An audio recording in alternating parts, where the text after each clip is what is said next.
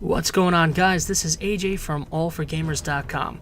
I decided to do a little something different in celebration of the upcoming Retro Gaming Expo me and the team will be attending this Sunday, right here in Long Island, New York. What better way to celebrate retro gaming than by reliving one of my personal favorite games, Uncharted for the PlayStation.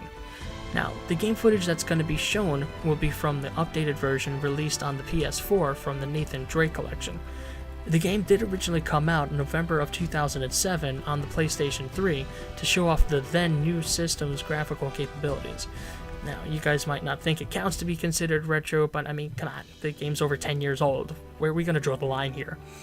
Now, we can thank the mad geniuses at Naughty Dog for developing the game and Sony Computer Entertainment for publishing it. Because of them, we got something a lot more than a game with just good graphics.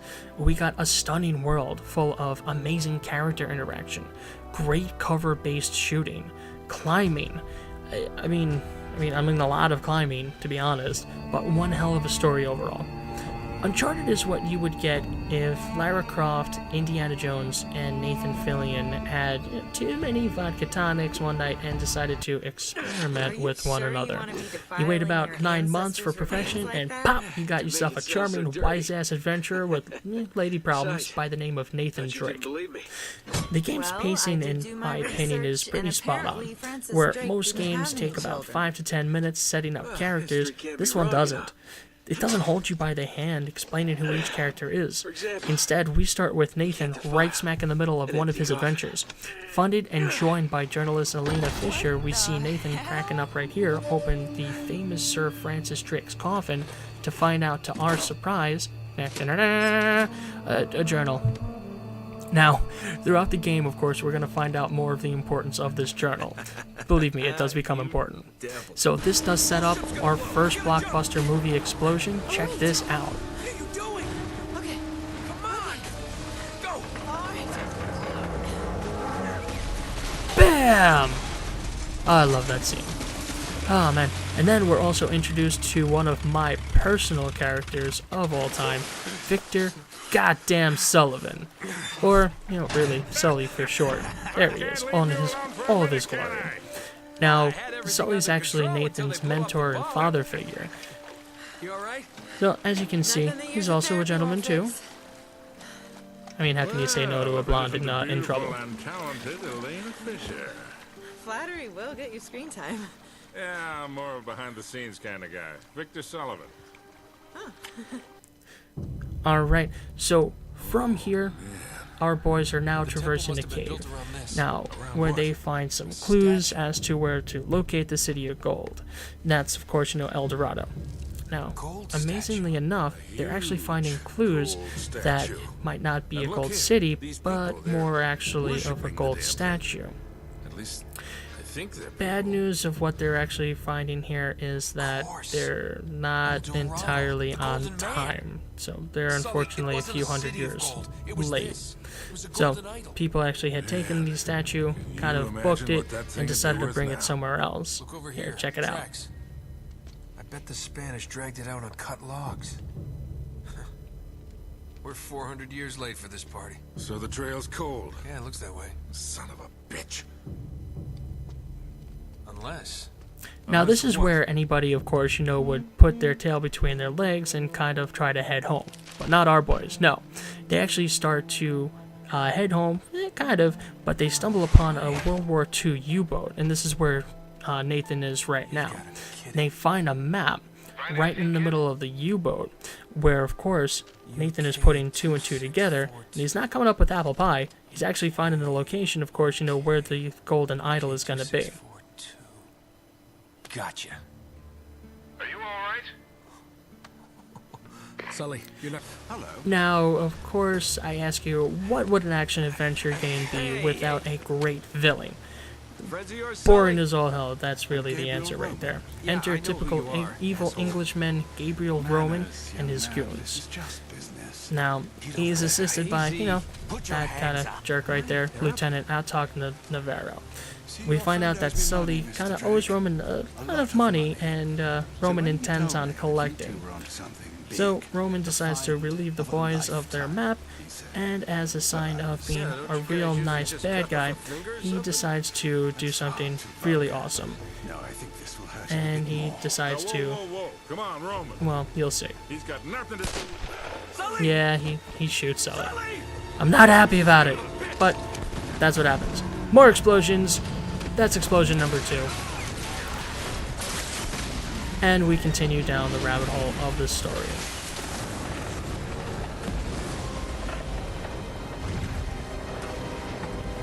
Stop him! Now, as we continue, of course, through the story here, with introducing characters, we have our favorite, of course, heroine come back.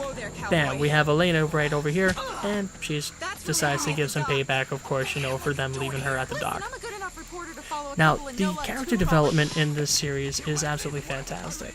So you can see right here, of course, Elena is a very strong, independent woman who does not take shit from nobody. As you can clearly see when she clocked Nathan right in the face.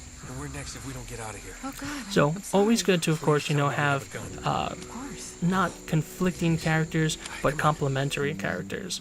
So, the character interaction, again, as I had mentioned before, between Elena and Nathan, very complimentary. They absolutely, play off of each other very well. The voice acting in this game is phenomenal as well. You can, again, it's basically like watching a movie, and that's one of the things that I love. You can just play the whole entire cutscenes, and I would be just as enthralled. There to that island, and Drake followed him. Well, what are we waiting for? So the graphic I'll get the update story here and you from get the old game whatever it is to you're the after. new game here for the Nathan Drake collection.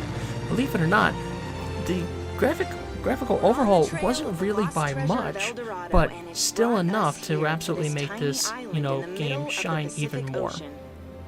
So, as you can see, they're continuing, of course, on their journey here to go ahead and find the long-lost idol of gold.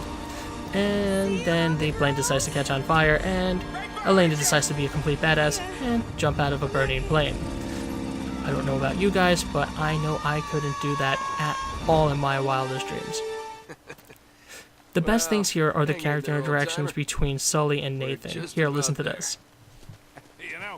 This reminds me. I ever tell you about the time I pawned a phony 16th century Santa off on Pablo Escobar? Risky move, but by the time he figured it out, I was... Nate, are you even listening to me? Hanging on every word. Why waste my time? Okay, I'm in.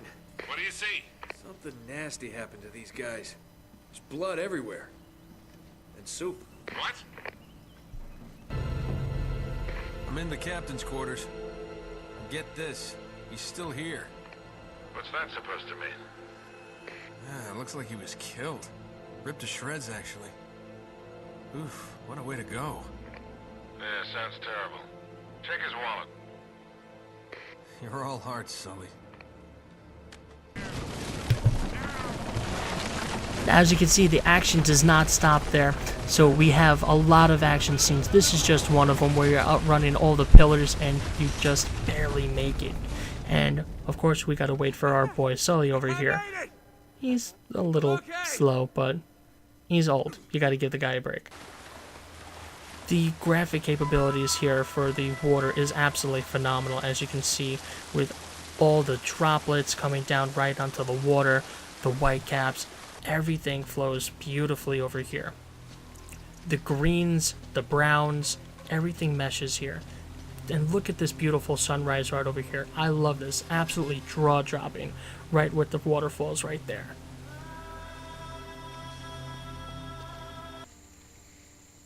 Now, of course, the game is not only gorgeous, but like I was telling you before, it also has a lot of other functionalities. So not only is it a third-person cover-based shooter, but it's also a platformer. Nowhere near the lines of Super Mario, but platformer nonetheless. And very interesting, very tight controls, of course, when they want to be. And I'm actually going to explain that here in a little bit.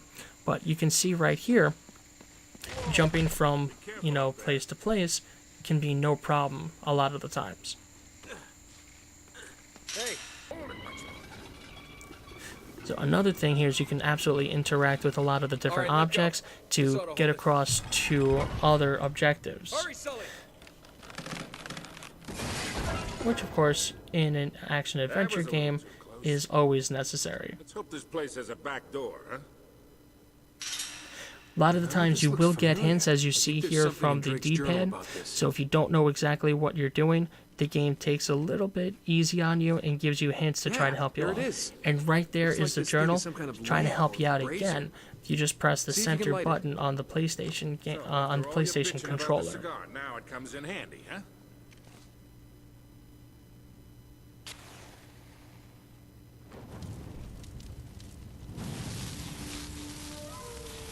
Gotta love the fire animations here. Now, as you can Wait, I see, recognize you these get a little bit lost on every puzzle. You hit the center button on your PlayStation controller, and then bam, you're going to be able to get a hint. The As you order can of see these right over there, signs you have is 4 some statues right over there. So it's hinting that you need to press them in order. Again, a fantastic function here. And this is where we get to the climbing aspect of what I was telling you beforehand. So you see right there, this run, I made it all the way through, which is a first. I usually at least die once or twice, but at least I was able to make it on the first run here. It's a little bit difficult because sometimes the controls aren't always spot on. And you're going to see right here, when you're climbing, that Nathan would actually reach out his arm. When he reaches out his arm, that indicates that he can actually get to that ledge. So you can actually see right here, he holds out his arm, he falls down. He holds out his arm, and he falls down. Now I'm trying to get to the right ledge, and I eventually make it over here, but because the just the function of it really doesn't click a lot of times, it didn't really register. And it's all basically like, kind of like, first game syndrome, what a lot of people kind of call it. You can see the same thing right over here. He stretched out his arms, didn't do anything. Now, this is where we get into the cover-based shooting. So think of Gears of War, only a little bit more simplistic. So you have 2 guns that you can carry at all times. You have your main weapon and a side weapon. I basically usually like to carry either the handgun or the Uzi and the AK-47 because I like to have the AK-47 and kind of go fully automatic when I'm just kind of get nervous and jerky and just want to, spray and pray. So you can always carry a shotgun too if you want to, but that kind of revolves you getting really up close and personal. And as you can see right here, enemies do get in your face a lot of times. They force you to get back and they force you to get into cover a lot of times, which absolutely does keep up the action. Instead of having them constantly be in cover where you're shooting, they're in cover. They're shooting, they're in cover. So it does progress the game along and makes it very, very interesting and of course, interactive. So you can see right here was a little bit more of the difficult end. So I was running out of bullets and these guys were just coming out of absolutely everywhere. Check this out. Okay.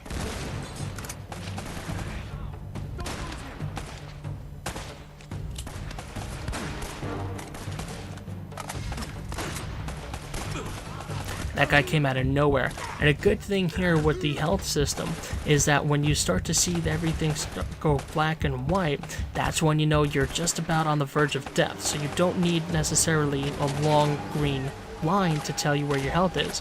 Just make sure that you don't go black and white because the next hit might kill you.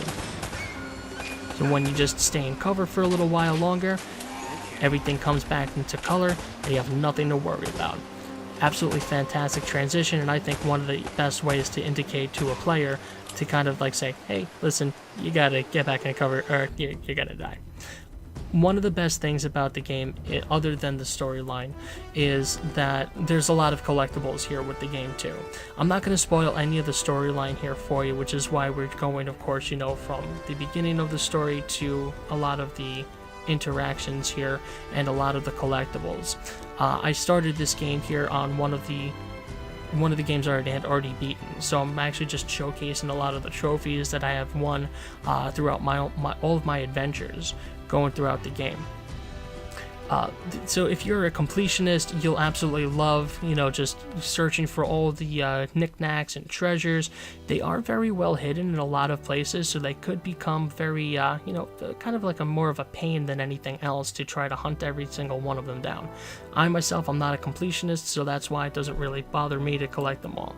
If you want to learn more about the story, I would definitely advise picking up on Uncharted Drake's Fortune, playing the game for yourself.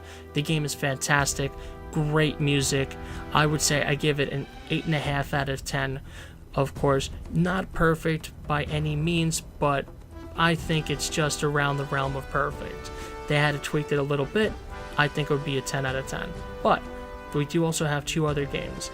I'll just leave you guys off here with the Uncharted theme song. Take care, everybody. I hope you enjoy the rest of your days.